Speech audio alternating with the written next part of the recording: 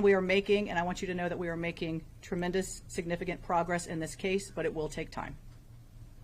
In closing, I want to take a minute, as the mayor, echo the mayor, and talk about just the fantastic work that the Austin Police Department with the Travis County Emergency Medical Services did here. Multiple lives were saved. In Texas, we are fortunate to have the Advanced Law Enforcement Rapid Response Training Center, and that's the Alert Center through Texas State University. And that training, there is no doubt that that coordinated response with EMS saved lives this night. Mayor, I'll turn it back to you. Thank you. I also want to point out that we're joined today by our city manager, T.C. Broadnax, and a council member who represents the downtown area, Zoe Kadri. Before we take your questions, I want to say that we recognize that this is a very traumatic moment in our city. But when I talk about being proud of APD and fire and EMS, I want to also say how proud I am in how the people that are this city have reacted with such great compassion. We are all mourning together and grieving as a group, but we're seeing tremendous compassion and love coming out of the people of Austin. And so I urge everyone at this moment of trauma to reach out to each other and take care of each other and take care of our home. Be with each other. While this is a dark moment, our people are creating a lot of light in Austin, Texas. And what we do for each other matters. So now we're happy to, if there's a few questions, to take a few questions. Can we start over here? We can start over here and then we'll go here. Yeah, has this impacted any plans, security plans for South by Southwest?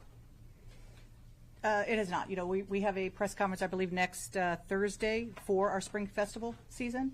And certainly as we look at Austin and what makes Austin so great are those events. We are a major city police department, and we go in best practices. I feel confident that the resources we have in play, South by Southwest, will continue on, and it will be a safe festival season. Do we know how the suspect acquired these guns and whether they were acquired legally?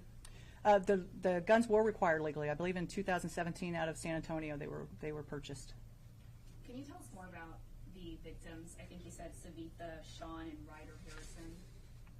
Ryder Harrington, yes. Okay. Can you tell us more? Are they UT students? I think Ryder is a Texas Tech student. I don't know as far as what school they went to. That is certainly something that we can look into. But they were young. I believe Ryder was maybe 22 and Savitha 24 or 20 respectively. Yeah. Are you able to share any details about the warrants that were executed yesterday in Del Valle and in Liverville? So anytime that you're doing an investigation like this, it's going to lead to search warrants. And so those warrants were based off information of where this person lived, addresses where he congregated, and evidence was taken from that. There was a video circulating on social media of an autonomous vehicle blocking emergency services near the scene on Sunday. Can you guys talk about the situation, what you encountered, and how you as you were accessing the scene and transporting victims? Yeah, I think that's something, I don't know if, Rob, if you wanted to address it. So Rob Lukritz, Chief of Austin Travis County EMS.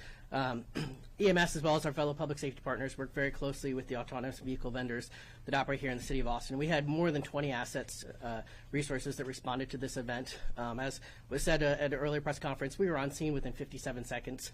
And so in the grand scheme of the impact on the overall incident, we don't believe it had any impact on patient outcomes. I will say that we're already in touch with Waymo and the autonomous vehicles to give them our concerns and work with them in order to try to address this moving forward. If you guys could raise your hands, please, we'll go here, then Jamal. And for the chief and for Agent Durant, can you explain what more you've learned about the possible motive? And I think it was reported that the suspect had a shirt underneath the sweatshirt that showed an Iranian flag. Is there a direct connection to the war in Iran with the shooting here? So I think for our purposes, as we're, looking at the totality of this, and certainly as a police chief, and we're coming in and we're getting this information, and we see those indicators. We see, the second shirt with the Iran and the picture of the Shah on that T-shirt as well. we're thinking about events and what's occurring in the country as well. And so, in addition to the fact that this was a huge, complex scene, we're calling in those federal partners to take a look at that as well. And so, again, the motives, all of those things, that's what this investigation is about right now. I don't mind. Oh, sure, go ahead. Go right ahead. Thank you. So I'll add on that, but first I just want to also express our regards for the victims' families, those impacted by this tragic event. It's not just those that were injured or killed, but obviously those that witnessed it are going to be forever impacted. And so just let them know we stand with you, and our thoughts are with you. With regards to the question, yes, we our ultimate goal in everything we do is to determine the motive, right? We're looking for connections that he possibly had, witnesses, as the chief had mentioned. We are pouring through thousands of hours of video. We have massive amounts of both digital and physical evidence, and this is a around-the-clock, 24-hour investigation at this point, and any declarations on what led to that motive would be premature, right? We want to make sure that we have our facts 100% correct, or as close to, or at least we've tracked down every possible lead that we can, because that's what we owe to the victims, right? That's what you guys want answers for, but more importantly, we owe that to the victims and their families to be right. So we don't want to speculate or make any guesses at this stage of the investigation as to what that motive ultimately was. Hello, Jamal. To maybe piggyback off of that, are you all looking into anyone else that may be connected with the suspect at this time that you know of, or is there anything else about the suspect you can share? Chief? Again, we will have some criminal history, some background, that type of thing on Thursday when we address the officer-involved shooting. But as far as anyone else, that's all part of what that investigation is currently. Given some of his interactions with your agency previously, some of the social media posts attributed to him, had your agency or any agency identified him as a potential concern or a threat before this? We have not at the Austin Police Department, no. Did you want to address that? No, he was not previously on our radar. Agent Duran, I had a question for you. Yesterday, you mentioned that there was this potential nexus to terrorism that was being investigated. Can you tell us what that means in regular words, and also what those, what we've learned about that? So any act of targeted violence, which is what this was, we're going to pursue all investigative lines, right? And that is certainly one of them, along with multiple other avenues of where this could go, right? It's always very difficult to determine what's in an individual's mind that leads them to commit this type of violence.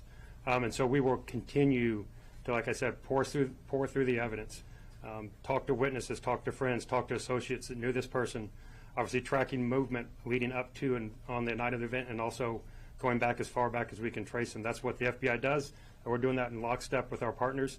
And we will continue to do that until we get that answer to determine what that ultimate motivation was. We'll take 2 or 3 more questions. We're going to start in the back here, and then we'll go to Angela and end with Dante. Thank you. For either the chief or Special Agent Duran, how closely are you working with other major cities like the NYPD, the LAPD? We know New York put out a statement saying that they saw what happened in Austin and they're taking it seriously, and it has put them on high alert. Are you talking to other cities? Can you tell me a little bit about that? Yeah, I think, being part of the Major City Chiefs Association, those are, in contact with all of those chiefs and what's going on. And everybody better be on heightened alert. I mean, this is, what happens across the country, we all need to be aware of. And certainly as major cities, you look at best practices and you look at the way you keep people safe.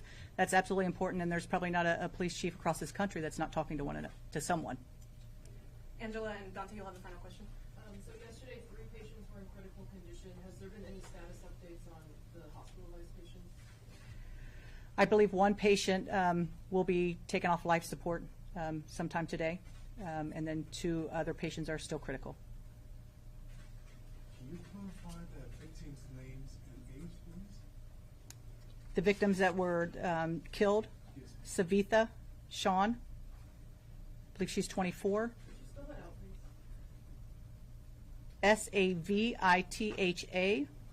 Savitha, Shan, and Ryder, Ryder, Harrington, Harrington. I believe he's 22. Thank you. Dante, final question. I'm curious if you think that Austin's recent Safer 6 Street initiative and things like that contributed to faster police response. Absolutely. When you look at again, I talked about the Alert Center and our partnership with Texas State and what that does. And I made a note to myself because it is, we have CAST, which is our Counter Assault Strike Team, CAST, and that includes EMS, it includes AFD and APD. And they sit in this very room every Friday, Saturday, and Sunday night to address potential threat concerns from our entertainment areas. And so that is something that we have to be prepared for when you have large events, large-scale events, and we do this in our other large-scale events as well. When you're talking South by, you're talking about other things where there are large crowds. We are there and prepared. So absolutely. If I might add one thing to that, in 2024, and Chief Lukritz and I talked about this yesterday, I guess it was. In 2024, the City of Austin also created the Downtown Area Command with EMS so that we would be better ready. That's what the recommendations coming from the professionals in EMS said they wanted and needed, that sort of thing, so we would be better ready. God forbid there was a situation like this, and we think that also played a significant role in addition to what the Chief was saying. Thank you all.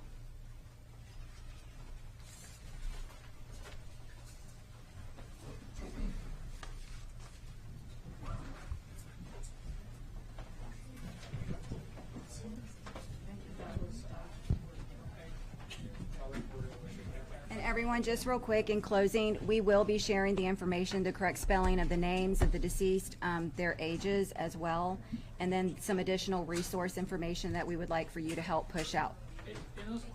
Could you, in that extra resources, clarify what taken off life support means? We can look into that for you. And both of the victims are from Austin. Say that again. Both from Austin. We'll find out that information. Thank you all for being with us.